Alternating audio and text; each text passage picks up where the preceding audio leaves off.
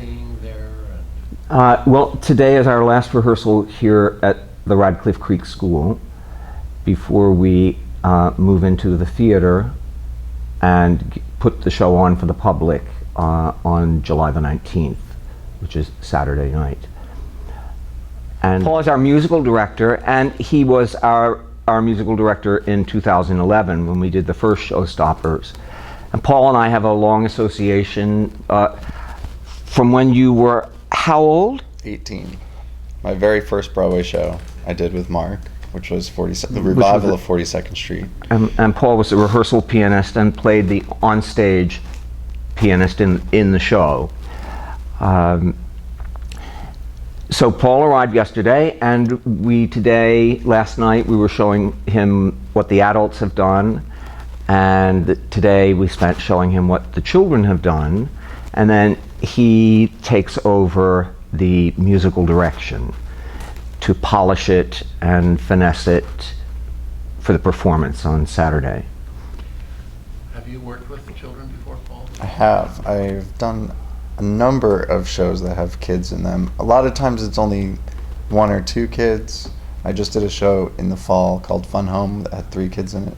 And it's interesting because the kids that I think are in the professional world doing it are they have a different mindset, I think, than kids who just do it for fun. And one's not bad or good, but I think that there's just it's always a different mindset when you come into something where they're just not used to doing it, but they love doing it. And I think that being here is inspiring, because today it was like, all these kids were yeah, the kids here are pretty amazing. They're amazing, and they're working so hard, and I'm surprised at everything that they accomplished. Yeah. How long have you been rehearsing?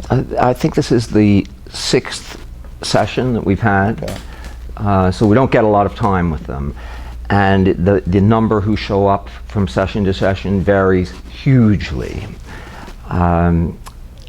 which makes it somewhat of a challenge, but today it was more than I think we've ever had. But they pick up quickly.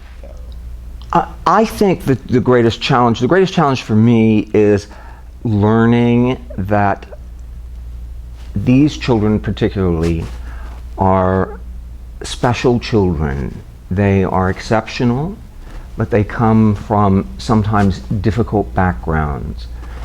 And sometimes that makes them hugely oversensitive. I'll give you an example. There was a child who has dropped out of this show because he came to me and said, "I'm not any good." And in fact, he was one of the best boys. And I tried to explain to him that he really was good, and he said, "I know I'm not." And your heart just sinks. And then there was another little boy who had been doing great, and suddenly last week he wasn't doing anything. And you have to try and figure out what's going on with the child. And I said to him, "What's the matter today? What's going on?" And all of a sudden it erupted out of him, these tears, and he said, "I miss my daddy, and I haven't seen my daddy." And it breaks your heart. And the way to deal with a child like that is through, I think, affection and gentleness. I think they get enough criticism at home. So it's a different mindset. In 2011, on a beautiful, sunny February day, I was sitting in my apartment in New York. It was a Sunday afternoon, and the phone rang, and I picked it up, and it was a man called Art Willis from Rockwall, Maryland. And he introduced himself to me. We hadn't actually known each other. And he asked me if I would do something along the lines of putting a show together to raise funds for Horizons. And he wanted to do a more jazz-based show using local talent and things. And I said, that's not really my thing. if you want me to get involved, the thing that I can do is something that relates to what I do, which is the Broadway musicals. And out of that, we developed the first show, and it was sort of such a joyous experience.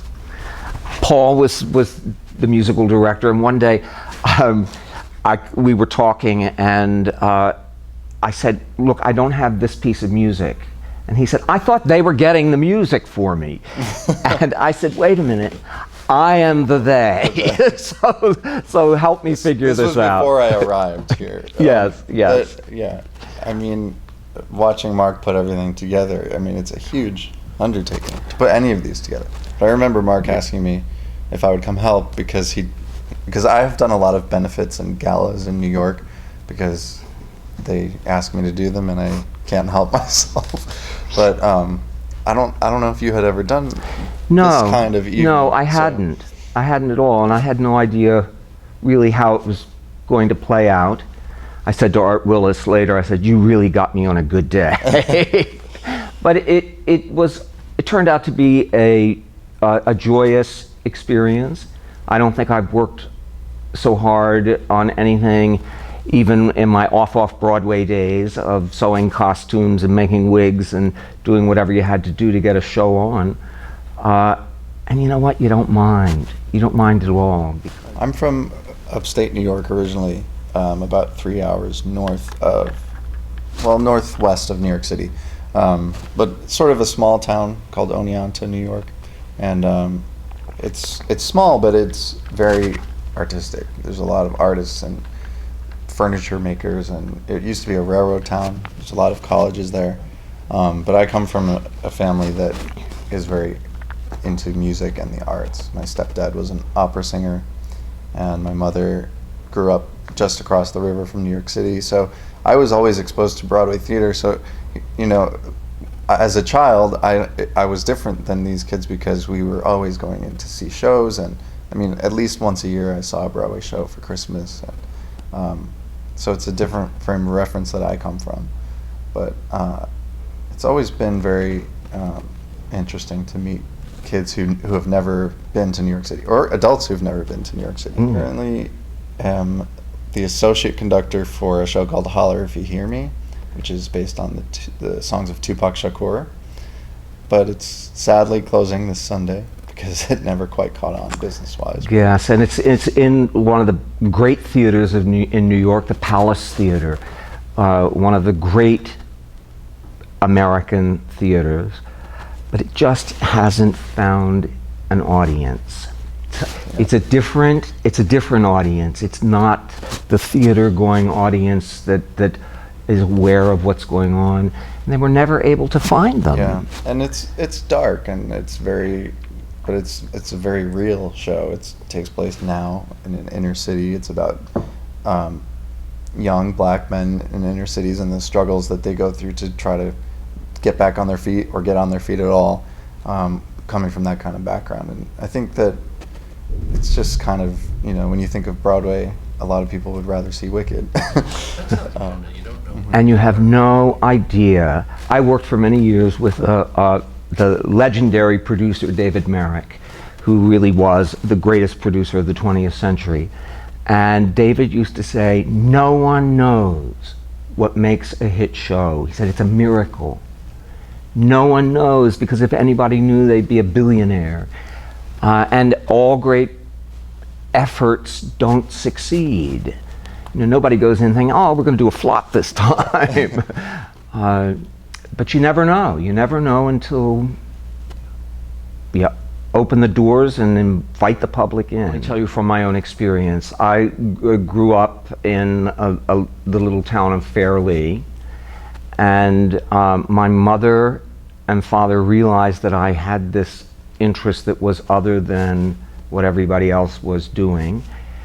And my mother really sought out opportunities for me to explore art. And I took several years of painting and drawing classes.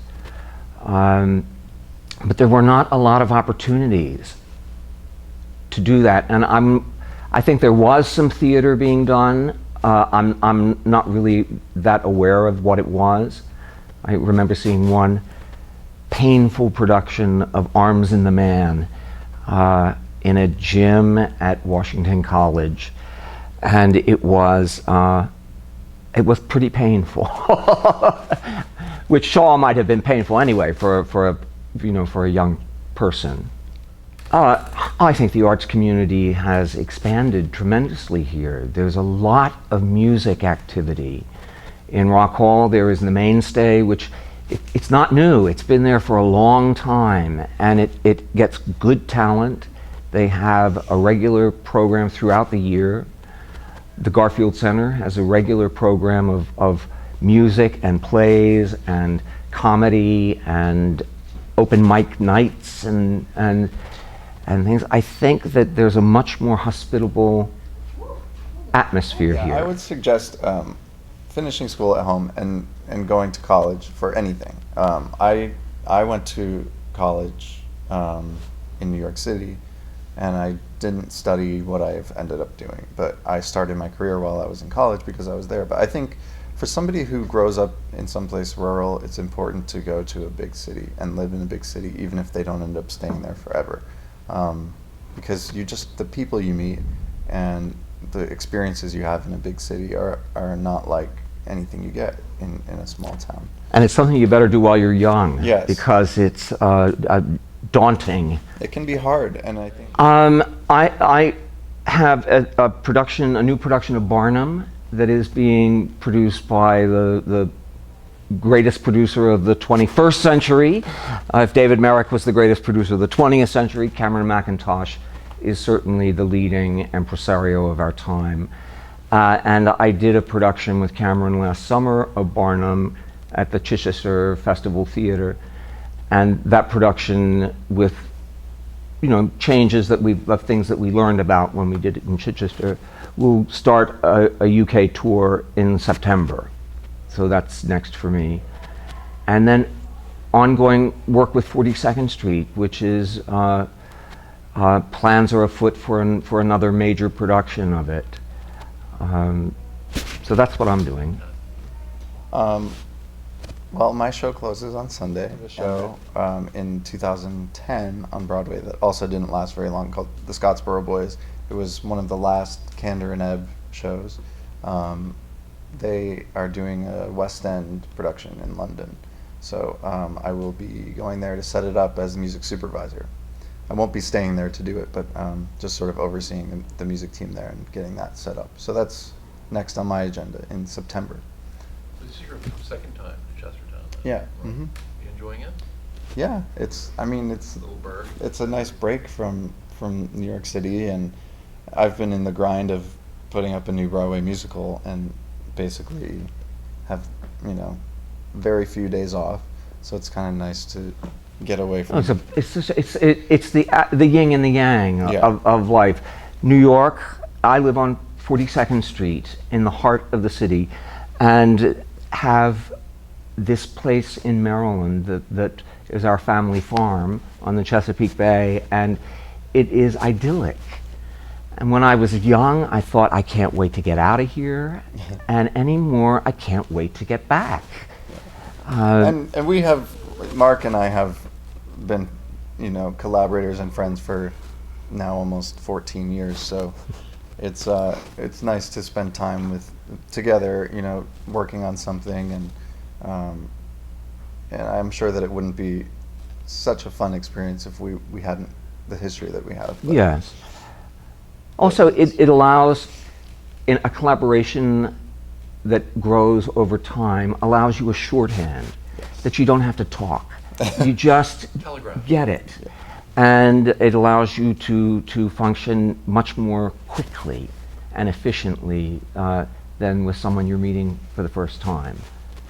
Well, I look forward to the production. Great.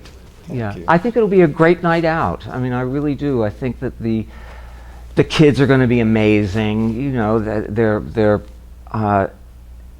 so precious, and that you look at them and you know that this is our future, and how important it is to take care of them.